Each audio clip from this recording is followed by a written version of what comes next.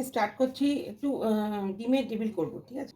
খুব বেশি ডিম দিয়ে করছি না, দুখানা ডিম সেদ্ধ করতে বসিয়েছি। এর মধ্যে একটু নুন দিয়ে জাস্ট গরমটা সেদ্ধ করে রেখে দিয়েছিলাম। আর এখানে জাস্ট পেঁয়াজটাকে চপ করেছি, পেঁয়াজটা এরকম চপ করেছি। আমি টাপারের চপার দিয়ে করেছি, তোমরা চাইলে যে কোনো চপার দিয়ে করতে পারো, বাট টাপারের চপারে কিন্তু তুলনা হয় ভীষণ সুন্দর, ভীষণ মিহি। একটা পেঁয়াজকে গ্রেট করেছি, অসাধারণ, ঠিক আছে। যদি তেল দিচ্ছি, ঠিক আছে, কড়ার মধ্যে তেল দিলাম, তেলটা হিট হলে আমি কুচনো পেঁয়াজটা দেবো। পেঁয়াজটা কড়াইয়ে দিয়ে দিচ্ছি। চিমনিতে জ্বালালে আওয়াজ হবে, তাই চিমনিটা এখন জ্বালাচ্ছি না।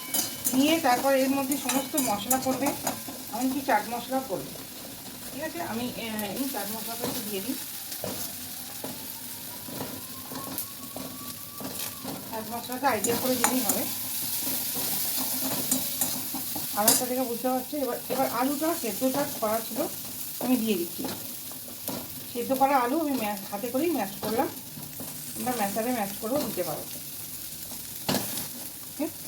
আমি প্রচণ্ড পরিমাণ ধরধর করে আওয়াজ করে ডিম প্লেটে ঠান্ডা করতে দেবো।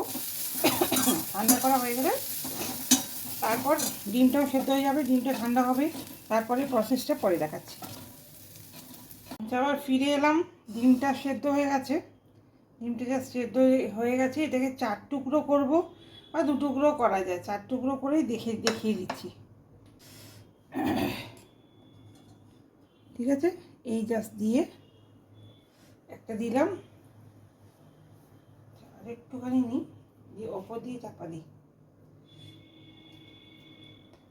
এটা মোটামুটি গরম আছে, আর একটু ঠান্ডা হলে বাইন্ডিংটা সুন্দর হয় আর কি, খারাপ হয়নি।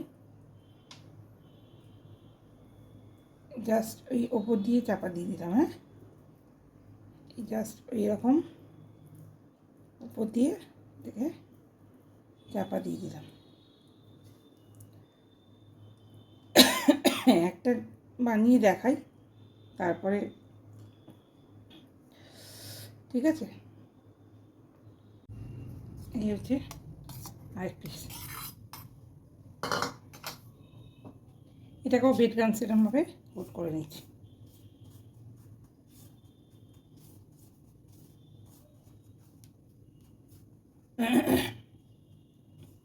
বেড গামসে কোট করে নিচ্ছি, নিয়ে আরও একটাকে একই রকম প্রসেসে ডিমের মধ্যে দিয়ে একবার চুবিয়ে নিয়ে বেড গামসের মধ্যে কোট করছি। বাড়িতে যেহেতু খুব লোক মানে বেশি নেই, ওই জন্য পরিমাণে কম বানিয়েছি। তোমরা চাইলে আমাদের বাড়িতে যতজন, এমনকি রিলেটিভরা কেউ বাড়িতে ঘুরতে এলে তাদেরকেও তোমরা দিতে পারো বানিয়ে। আমার 4টে মতো হয়েছে, 4টে মতোই করেছি, আমি করিনি বেশি। এই আরেকটা, ঠিক আছে। এটাও তোমার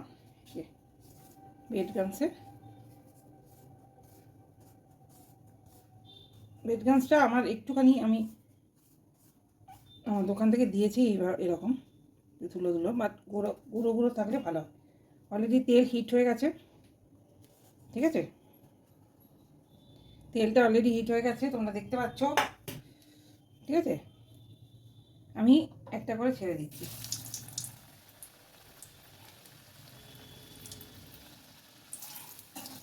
সিম আছে করবে, সিম আছে করলে ভেতরটা সেদ্ধ হবে সুন্দরভাবে। আর একটা ছোট্ট হয়েছিল, সেটাকেও আমি করে নিই। এটাতে একটু আলু পরিমাণটা কম হয়ে গেছিলো, যার জন্য এটা সাইজে একটু ছোট হবে। উপরে কোটের আলুটা এটা হয়নি, এটা সাইজটা একটু ছোট হবে। এর জন্য ডিমের টেবিল বাড়িতে খেতে চাইলে এভাবে করে নিতে পারো।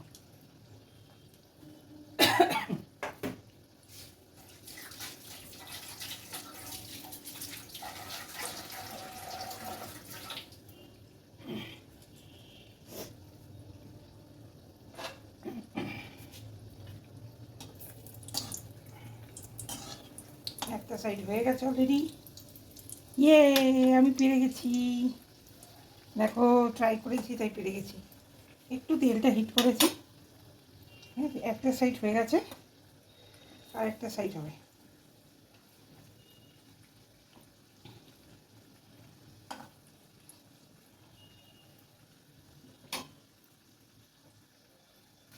এটা সেকেন্ড লট বানাচ্ছি। দেখো দেখো অলরেডি একটা তুলেছি, কীরকম হয়েছে কালারটা অবশ্যই তোমরা জানাবে কমেন্ট বক্সে একটু জানাবে। জাস্ট ভাজাবো, ব্ল্যাকের মধ্যে ব্ল্যাক তো ঠিক বোঝা যাচ্ছে না, এটা হোয়াইট প্লেট দরকার।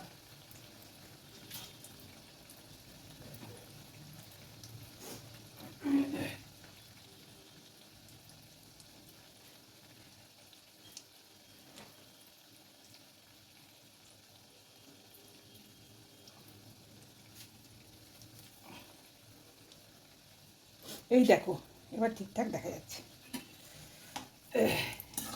হচ্ছে ডিমের টেবিল হচ্ছে, দারুণ দেখতে হয়েছে, শেপটাও অসাধারণ হয়েছে, মানে একদম দোকানে যেমন ডিমের টেবিলের শেপ হয় সেরকম। আমি জাস্ট একটু বাড়ালাম, সিম করে খানিক্ষণ ভাজার পর একটু বাড়াবে, নাহলে অনেক টাইম লাগবে হতে, ভিতরটা একটু সেদ্ধ হওয়া দরকার।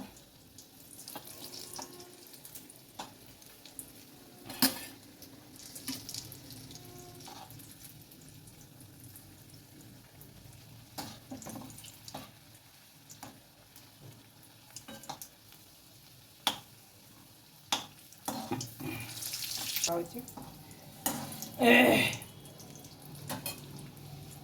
আবার রেডি, একদম রেডি করে সার্ভ করা সার্ভ করবো যখন, তখন দেখাচ্ছি। রেডি ডিমের টেবিল, ঠিক আছে। এটা ডিমের টেবিল ঠিক না, ডিমের চপ বলা যায়। এটা পুরো হাফ দিলে তখন টেবিল হয়, বাট এটা যেহেতু 4 টুকরো করা আছে তো এটাকে ডিমের চপ বলা যায়, ঠিক আছে। দেখিয়ে দিলাম।